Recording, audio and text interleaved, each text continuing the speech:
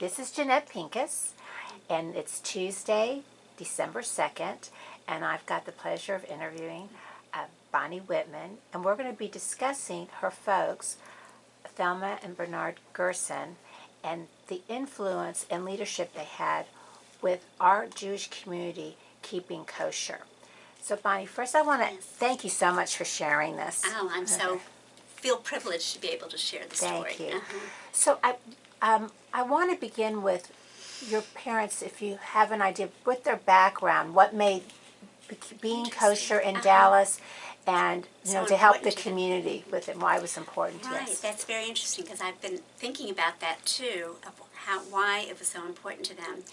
What I can remember is that my mother's mother, Grandma Rosenblum, she was Orthodox, and so it was important to her to be kosher, and she was a single parent of 3 children. She was divorced, got remarried later on, but raising the kids in kosher home, and she worked a lot, so my mother actually helped raise her younger sister.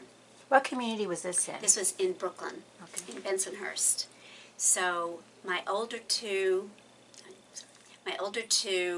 siblings were born in Brooklyn, and then they moved to Dallas.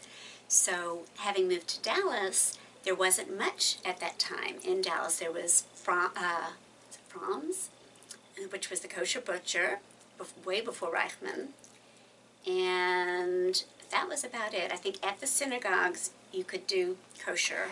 Bonnie, what years would you kind of say this was at? When they moved here? Yes. Yes. They moved here in 51, maybe 50, maybe 50, 51. And so Fromm's was the butcher, and they lived on Glenwick Lane, which was a stone's throw to Fromm's, because he was on Lovers and Inwood. And so, and then what I remember of my father's family, my grandfather, Grandpa Morris, and Grandma Tilly, I don't believe they kept kosher. I'm pretty sure they did not, but it was important to my father because of my mother, and so they kept kosher. And so, but I remember going to Fromm's with my parents all the time, and they had a deli there too, which then later turned into, that was Spiritus, the deli on Lovers, which was right down the street from the kosher butcher. So Spiritus was the caterer, had a deli. Had a deli, correct. And I'm trying to remember, I thought I remembered it. For some reason, Eddie's sticks in my mind, but I don't know if that's true or not. But yes, they were right there on Lovers. So I think that was, and Sheriff Israel was Douglas and near Inwood, so it was our little Jewish area, for sure.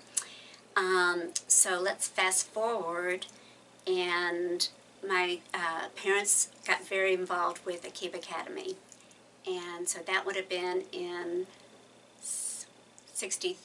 It was born in 62, Akiva. 63 is when I started first grade there, and my father and mother put me in the first grade because my siblings were already older than myself.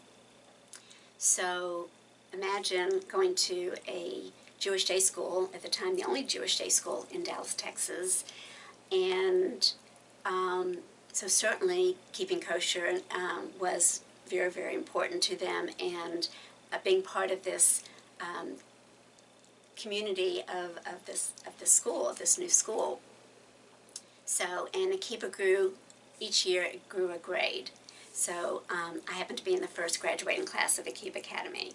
So now we're talking at 71, I believe. And I am not quite sure when, at the time it's called the VOD, and now it's Dallas Kosher. I would need to be reminded of when that was born, I like to say, the organization.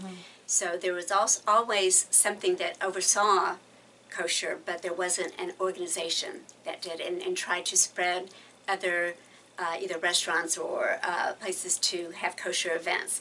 That was one thing I have to say that, and I've instilled it in my kids, but that I have done is whenever there is an event, bar, bat mitzvah, a party, whatever, we always do it kosher. I don't want anybody to feel left out, or I want to be inclusive instead of exclusive. So even though it may be more money to do kosher, that's just is irrelevant, thankfully, to us. And that was my mother and father's mantra, that they would not be exclusive but inclusive, and didn't like the idea of ordering a separate tray or something for anybody who did keep strictly kosher.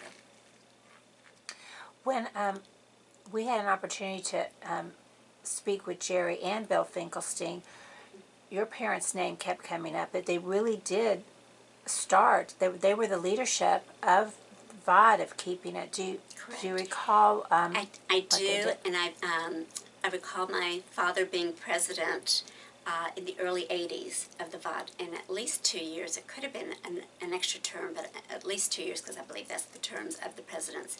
And my mother was probably the recording secretary, because I know she always went to the meetings too. So they were hand in hand, literally going to this. And there were just so many things that I can remember, because we probably by that time were married, if it was in the 80s, because Jeffrey and I got married in 1980. That was very exciting. That the VOD, I'll call it the VOD because that's what I knew it before it became Dallas Kosher. And at that time, my father worked with Rabbi Pearl, who was the mashgiach for the VOD. Now, of course, it's Rabbi Shaw, which is he's the head of the mashgiach, I believe, is his title, director.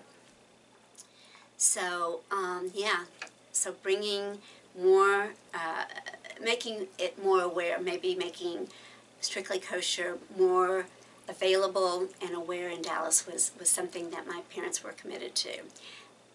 Also, my brother, who's the oldest in my family, is Orthodox, and so it was important to them, even though he didn't live here, he lived in St. Louis, that he would be able to come home and go places or be able and not have to think about, where, what he was eating, I should put it that way, yeah. Do you remember other people that they worked with? Friends of theirs or? Yes, I'm trying to think that they worked with. Yes. First name Larry. I'll think of it in a minute. And he was also president. I was just thinking, was it a small group? It was a small group, because then it became, yes, it was a very small group to begin with, and then the board got bigger, which was great. Yeah. Your parents were, as you mentioned, they were very active with the kibbutz, but they also, what synagogue's affiliation were they with, too? Thank you. So yes, very involved with the kibbutz. Dad was also president of a kibbutz. My mother was on the board for many years. I was on the board, but never president. They were very involved. Mom, let's talk about Mom first, with Hadassah and with National Jewish Council and Shereth Israel. People knew my mother because she sold the certificates, to Tom Thumb certificates, for both Hadassah and Akiva, and people would go run the other way when they saw my mother coming because they would stop, because it was like having money. It was the same thing as using your money. Right. She would sell them right there. She'd be at Tom Thumb and she'd see people come in and she'd sell them certificates. And the other thing, she was big with the raffle for Akiva. Huge fundraiser. Mama was a good fundraiser. She actually worked for the Jewish Federation when she first came to Dallas. And the synagogue that we were affiliated with was Shereth Israel. I was bat mitzvah there. And they also then, when Shari Tefillah was established, members of Shari Tefillah, I'm trying to think, I believe those were the only two synagogues, Tiferet, I'm sure they were associate members of Tiferet Israel.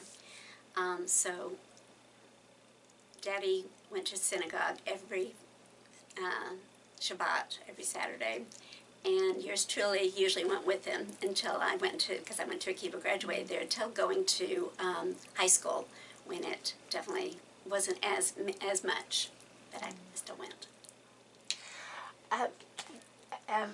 Even though I know you were mentioning your father was only president for maybe that couple of years, Oh, yeah. it sounds to me he stayed, they both Correct. stayed They were on the board the Correct. whole time. Correct. They Correct. were The always, whole time. Yes. They were always involved with it, absolutely. And yes, I believe when Bill Finkelstein took over, he would definitely talk to my parents and for mentorship or whatever. So, yes, very much involved with Dallas Kosher.